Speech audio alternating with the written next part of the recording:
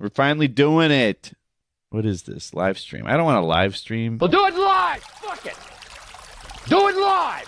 I'll write it and we'll do it live. Fucking thing sucks. Hey, Teej, you want a live stream? Hey, don't talk to me like that. Let's do some Cloud 9. Huh? All right. 9, 8, 7, 6, 5, 3, 4, 2, 1. Untitled Beatles Podcast. Dude, your math is sick. No, really, it's problematic. No, it's new math. I do 5s and 4s different. That's, the kids are saying 5-4. Yeah. It is the Untitled Beatles Podcast. Still looking for a title. I'm Tony. I'm TJ. And Tony, today's episode, which we'll get to maybe after some housekeeping, is one we've been talking about doing and have been excited about doing for literal years. At least I have. Yeah, it's been on our docket. And I believe long live George Harrison, one of our many Australian Patreon members. Thank you, Australia. Hello, Down Under. You know why they love us down under, Tony? Because you and me are men without hats. At work. Oh, at work. That one, too.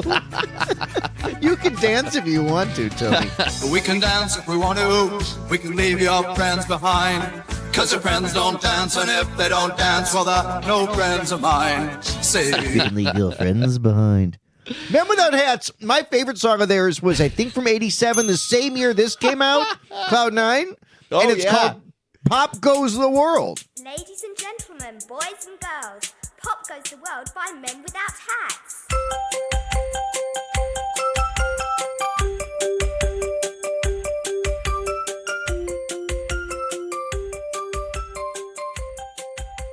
Pretty sure they're not from Australia, but long live George Harrison.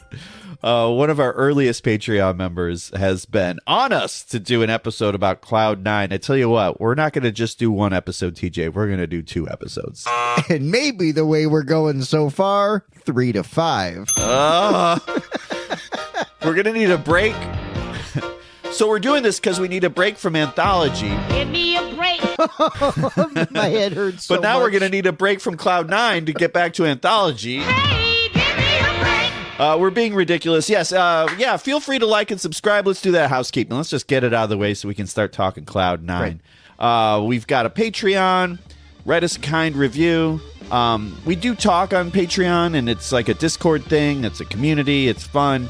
Everyone's nice. We share a lot of covers. There's a lot of great people on there that share Beatle news.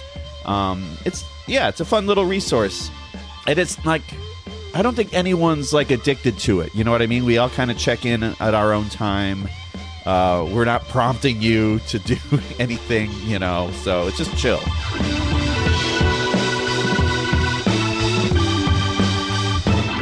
TJ, let's do it. Cloud 9. This was experienced in our lifetime. How was this for you? Because this came right before I really got into the Beatles. So you were way into them already. How was this for you? This was 2 things for me. This was huge because this came out in the winter of our discontent, winter of 8th grade. And 8th grade was a big year, a lot of reasons. It's just one of those big, at least for me, it was a big growth year. And this album and cassette specifically stuck with me through the following summer. The summer of 88 is when I really remember falling in love with the whole album because I brought the tape to camp with me. But primarily the single of Got My Mind Set on You, which was the first way I got this. And you're holding it right now in your hand. It's one of those ones where it's all cardboard and the cassette slips in and out of the cardboard. It's eco-friendly. It's an eco pack. They should reissue it and I'll buy it again. And I'm holding it in my hand. Yeah, you already have it. No, but I don't have it remastered. There's a funny note on here I meant to read you on the single that says, this tape is mastered to Dolby B standards for noise reduction. Decreased treble response when playing on non-Dolby equipment. So a big to-do list for this single. Yeah. But yeah, Tony, so here's where I said two reasons. Then I started to resent how popular Got My Mind Set on You became. Because I'd already been pretty locked into this band for about 7 years by this point. Yeah. And I felt like it was a lot of posers coming on and being like, this new George Harrison is so great. New? Have any of you ever heard Extra Texture? We're in 8th grade. I like that you lead with extra texture. Well, a little more of you led with Extra Texture. There's you, but then there's more of you. You only know about you. What? You don't even know about you? You know who you are, though. You are Cavern Kathy. I know they're not yours anymore. They don't belong to you anymore. But, okay, that is totally fair. I will say that another thing, too, this song was huge during a big bar and bat mitzvah year. I grew up in the city, a lot of Jewish friends. It Got My Mind Set on You was a hallmark of bar and bat mitzvahs for a while. And a little like Twist and Shout the previous year, I got angry that everyone was like, ooh, this new song from this Ferris Bueller movie is really cool. Shut up. Shut up. Shut up for liking this thing I like too. And I knew more about before you did. Yeah, I mean, I get it. I mean, that's the whole music snob thing in a nutshell. It's your Beatle version of it. It's right. Yeah, you're calling people posers. You're like, I was there, you weren't, and now you're hopping on the bandwagon. Yeah, it's very Gen X or whatever. I mean, it's still going on. So, and I give myself some credit because I was 13 years old at the time, right? So, I mean, this wasn't me as a 40-year-old pulling this. But, I mean, I had the 45 of Blow Away in 1979, my friend. I was angry that Got My Mind Set on You was like the first thing people had heard about George Harrison. And we'll get into the context of this, Tony, but so you were in 7th grade correct, when this came out. A year younger. Where was this on your video radar, on your music radar? Yeah, it really wasn't, man. No, my life in 7th grade was all about David Letterman, and George didn't come on the Letterman show, so it probably would have crossed my radar then.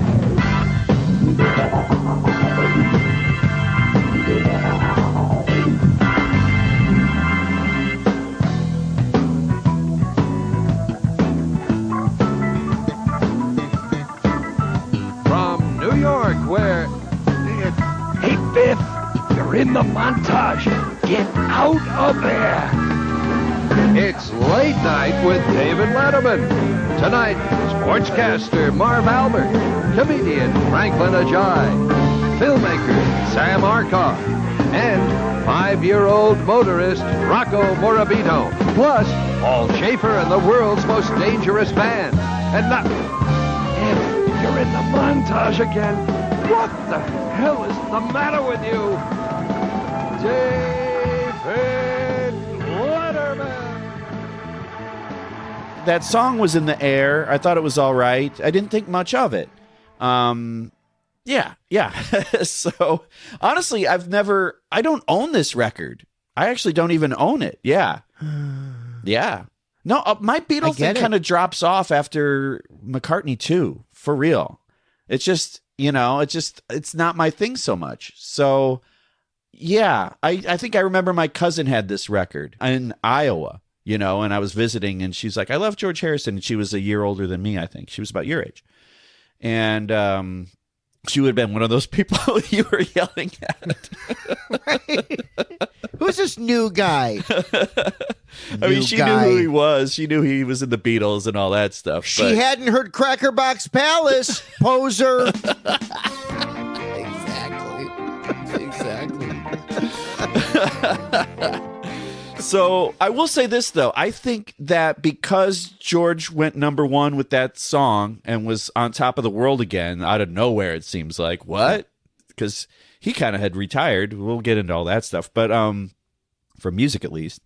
Yeah, this brought back that Beatle resurgence. And I think that's the reason why that summer of 88, where you fell in love with this record, that was kind of when I started hearing the Beatles a little more.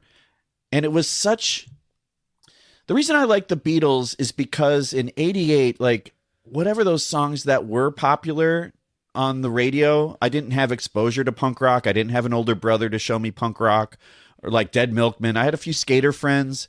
It didn't resonate. I couldn't get there just yet. I would have gotten there a couple years later, but all I heard was like Great White and those, you know, Sunset Strip metal bands, and I hated that shit. And I thought like all those guys were scumbag sleazeballs, and they were always scoring the chicks with the hair, and their hair was teased up like the stupid hair that all the girls had back then. And they were all in love with these like scumbag guys, and it was like dirtbags. Yeah, these dirtbags. And I was just like, man, fuck that shit. And like I heard, you know, my story. We've heard it before, but it was Incredible Sunday. I believe it was John Lennon's in early October, and a guy painted John Lennon to A Day in the Life, and I heard A Day in the Life, and I'm like, that's the music I like. And that got me into the whole Beatle thing.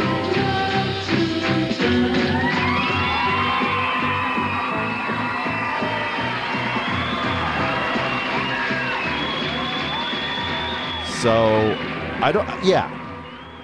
I think that this record put we all said the Nike ad around that same time with Revolution. Like the Beatles were getting back in the air a little bit. And Sgt. Pepper's 20th anniversary, which ushered in, because the Beatles were now on CD in 1987. That was a big component of this, right? The Beatles were leading the news. I've got tons of news clips I videotaped of when tonight on Channel 5 News, you know, 2 murders and the Beatles are on compact disc. Right. You're right. That's the mayor, Harold Washington, and he's singing his heart out on the campaign trail today. You'll see why he is in such a good mood. And you'll see why Jane Byrne used Navy Pier as the backdrop for one of her final campaign speeches. And after 5, the supergroup of the 60s meets the technology of the 80s. We'll have an Election Day forecast from John Coleman, and Warner Saunders will have a look at Loyola's chances for the NCAAs coming up right here on the Channel 5 News at 4:30. The Beatles were in the ether in 87, the 20th anniversary of the Summer of Love, 20th of Pepper. This thing comes out late fall, early winter, Got My Mind Set on You, precedes it. And it makes George Harrison, for the first time since All Things Must Pass, Tony, George Harrison's bigger than Paul McCartney. George Harrison's selling more records. He's more ubiquitous. He's looked at in greater critical favor. This is a weird turn in the... You mentioned 88. What else is 88? It's the Rock and Roll Hall of Fame, where Paul snubs that. It's the Imagine John Lennon movie. Yeah. It's the Mark Lewison book is 88, I'm pretty sure, is the first pressing of recording sessions. Right. So, you know, it's what a time for George Harrison to make his most focused record. I think whether you think it's great, mediocre, somewhere in between, it's his most focused record he ever made.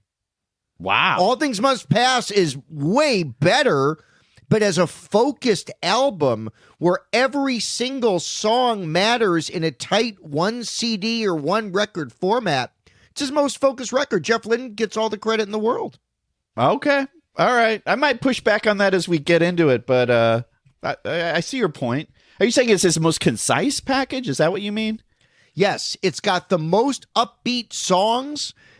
I mean, certainly some of the ballads are my least favorite parts of this record that we'll get into. Okay. But the best compliment I can give Cloud 9 is it doesn't sound like any other album George Harrison ever made. And I think that's why it's so cool. And that's why it stuck with me. I mean, listening to this, I've got the cassette here. I've got all my formats. Are we saving Format Foyer, or are we doing? Well, here we are. Let's do it. Let's get it's TJ Shanoff must collect all the records. So for the first time, let's debut a brand new segment.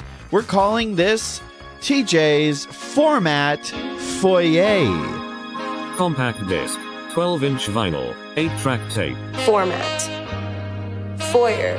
Foyer. Betamax, minidisc, cassette tape. Format Foyer. Foyer. Apple Music, reel-to-reel, DVD. Format Foyer. Foyer. Foyer. 7-inch vinyl, Laserdisc, VHS digital audio. So when Cloud 9 came out with either allowance or just from my parents, I got the cassette of Cloud 9. For Christmas that year, I got, still have the long box, the CD of Cloud 9. Look at that long box, and it's still shiny. It's glimmering. My favorite albums at the time I put up on my wall. I did that too. I ruined my Capital RAM long box. What an idiot. Well, I mean, mine's long gone. All my long boxes are gone. It's been a long box. Be gone. I have one that exists, and it's because I brought it to Rolling Stone Records and had all the guys from Danzig sign my How the Gods Kill CD long box art. That's amazing. That's the only one I still have. I want to take a mention as you dog the hits of 88. You best not fuck with Cheap Trick's The Flame. Wherever you go, I'll be with you.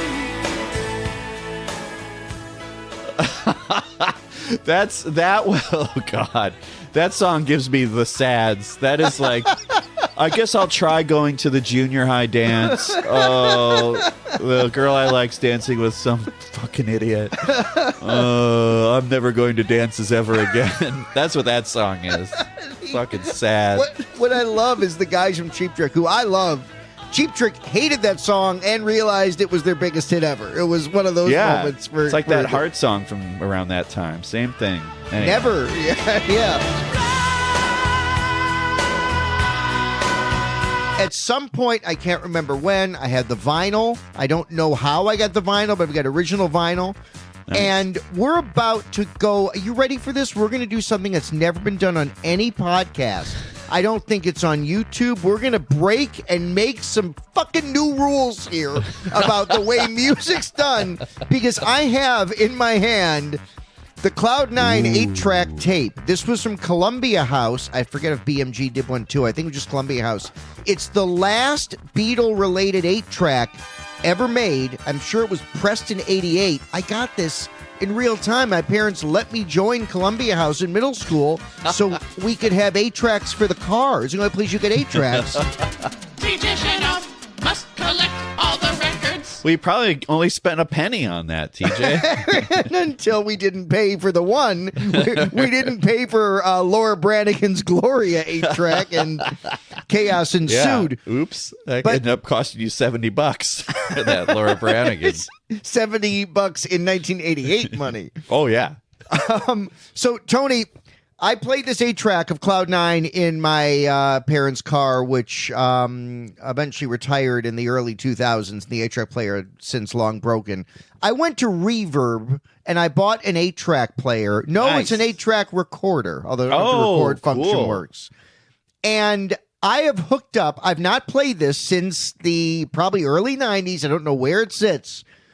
But, Tony, I've hooked up my 8-track player to my mixer, and I'm now going to put in the Cloud 9 8-track.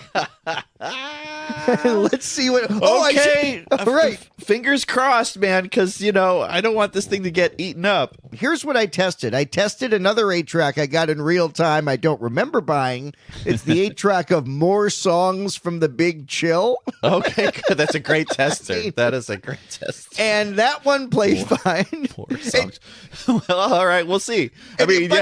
Yeah. That one came on right on Marvin Gaye's What's Going On, so it was a good moment. That is, so I've got this potted up, as they say in the business, and now, for the first time anywhere, the Cloud 9 8-track. Untitled Beatles Podcast exclusive. Ooh. Title cut.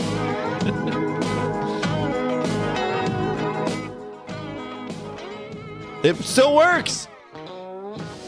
Sounds great. It's like the future. Honestly, dude, 8-tracks do sound great because the tape is so big.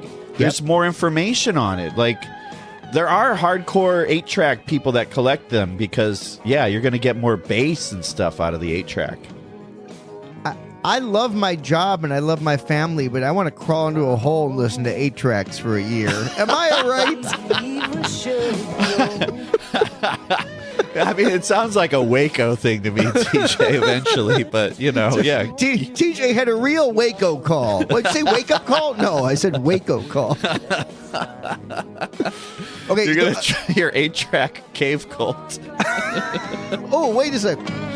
Wait, while we're here, Tony, there's one problem. I spent a good amount of money on this, and the program thing doesn't work, where it changes Oh, like you can switch from the tracks. Check this out. That works. Okay, hello eBay. Just kidding, I'm never getting rid of that. Put it in my casket. Check this out. Oh, now we're somewhere else. Oh, this is Big Chill. How dare you? It's somehow I own on 8-track more songs from the Big Chill. Right. Not just the soundtrack, the extra cash grab on it. Boomer nostalgia, cash grab part 2. I was assuredly the only 14-year-old who wasn't in a clinic ordering that on 8-track in 88. Well, TJ, thank you for such a wonderful visit to the latest edition at the UBP compound, the Format Foyer. Blu-ray audio, a thumb drive in the shape of an apple, 10-inch vinyl, colored vinyl, limited edition Third Man vinyl, limited edition Spotify vinyl, limited edition Amazon vinyl, limited edition Target vinyl. Format Foyer. So yeah, come visit us down at Miggs Field. We're in the basement of Miggs Field. That's where we tape this every time we meet up to tape. All right, let's get into it because we gotta go, man. We gotta go. Yeah. All right. Next week we'll cover things like the cover art and Font Lovers Corner. But let's get into side 1 and a little background. Let's do it. It was released November 2nd, 1987 on Dark Horse Records. It's his 11th studio album or perhaps his 13th. It depends on if you count Wonderwall and Electronic Sound. But yeah. I own the Zoetropes. Yeah. I'm still hypnotized by it. I still think I'm a chicken. And I can't make it through side 2 because it's unlistenable. So I'm stuck a chicken on this Zoetrope. Dude, Microbes is so much better on Zoetrope.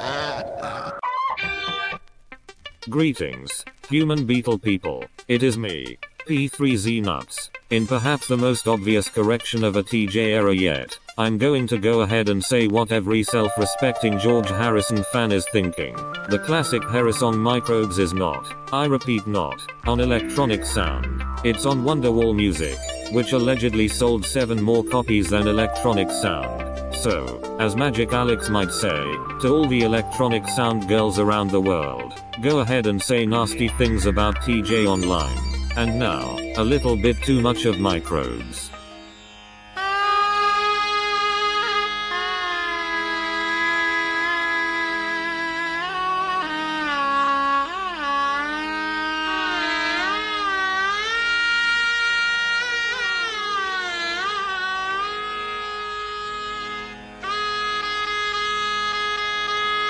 So George is coming off a 5-year hiatus. And yeah, man, this is the last studio album in his lifetime. It's wild, especially because he has some killer singles that they're now long out of print on the Best of Dark Horse CD. He was still continuing to write, as evidenced by Brainwash, which came out the year after he died. Yeah, this is the last thing that he gave to us from the studio while he was with us on this earth. I kind of said he retired. He stopped doing music, basically. After Gone Troppo, he kind of did go Troppo, which that's an Australian term there. It means gone mad, crazy, mentally disturbed.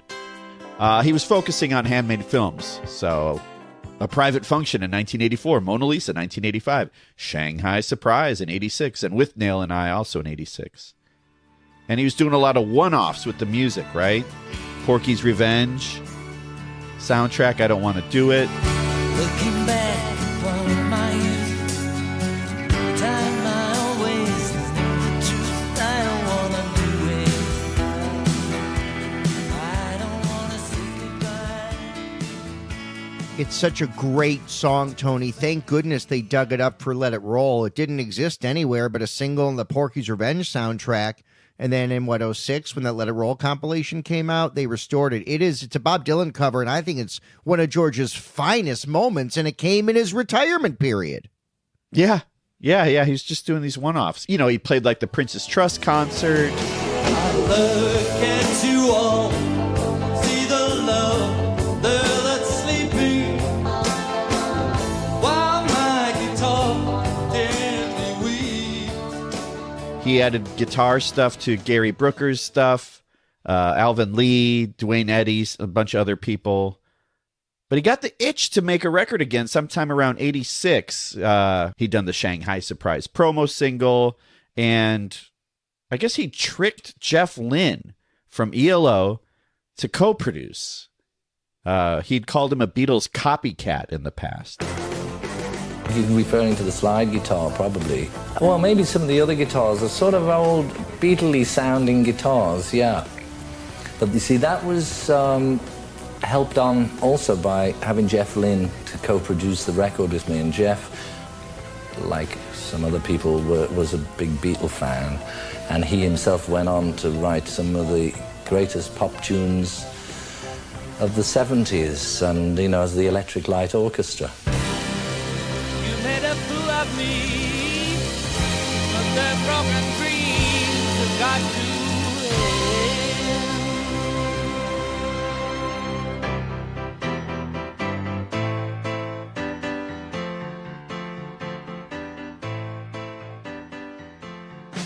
And George said, I was looking to work with someone who would know my past and not disregard that, but who I would also respect as a writer and producer. But it is a bit ironic, I know. And so he asked Dave Edmunds from Rockpile, I believe, right? There are some things you can't cover up with lipstick and powder. But I heard you mention my name, can't you talk any louder?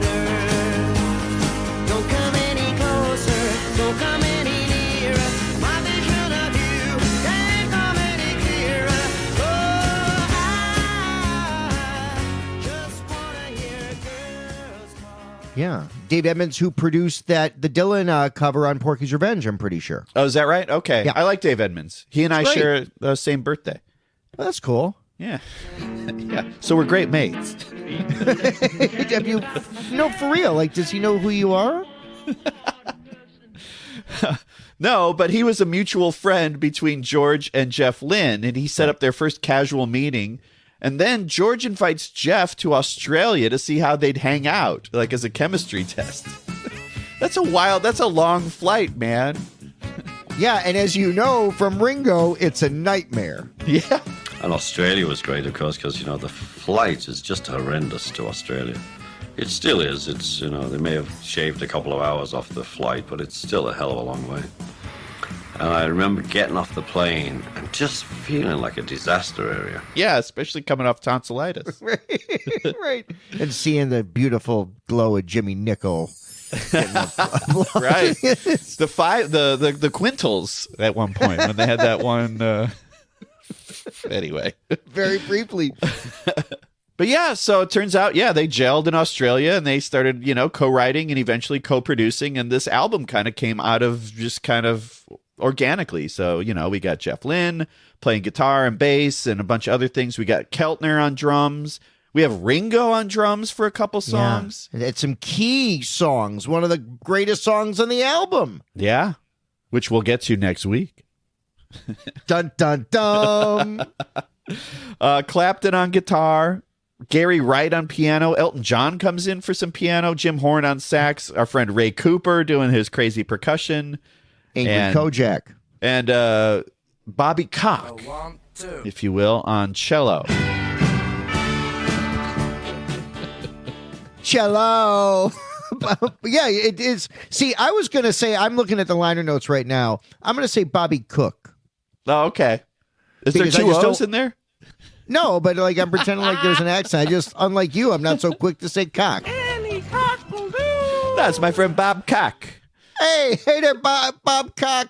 He played on he did play on Hey Jude, FYI. So, and he's a favorite musician of George Martin's, or he was, whenever. I didn't know any of that. God, homework must really pay off. Thank you for educating me. Oh, de nada, TJ, anytime. We do a lot of research, man. We do a lot of research. And that's why we're taking a break from Anthology, because the A-B comparisons on Anthology are crazy, FYI. And then occasionally trying to sneak some of the quote-unquote director's cut to see if something you remember is what you remember, and it's not. It's not there. It's not from there. TJ TJ's doing that thing where you rub your face because you're so tired. And I'm not kidding. No, I've I gone know. from the Anthology being one of my favorite things ever to it now being like, oh, I got to watch Schindler's List again. Can we just let's be real for 1 second? Like, I still have yet to watch Anthology just as a fan. Like the new one is what I mean. You know what I mean? To put it on. I have not. What I'm saying is I have not put it on without there being note taking involved, without a laptop in front of me or my phone to write shit down. So I'm looking forward to that experience where I put on the new one and just watch it like for fun. If we're going to spill dirty laundry on the air for a second, cue Tony's favorite Don Henley tune. Kick them when they're up, My uncle was right. That song's a piece of shit. It's pretty, and it also doesn't end, and it changes keys at least once. One of the things with the whole Patreon ruse, we're being paid a lot by iHeartRadio to do this podcast. Untitled Beatles Podcast. Right. I mean, I cleared 75, last year on this. I just want people to know we've sold out to big radio. WKRP in Cincinnati. An iHeartRadio station. Untitled Beatles Podcast. Like and subscribe.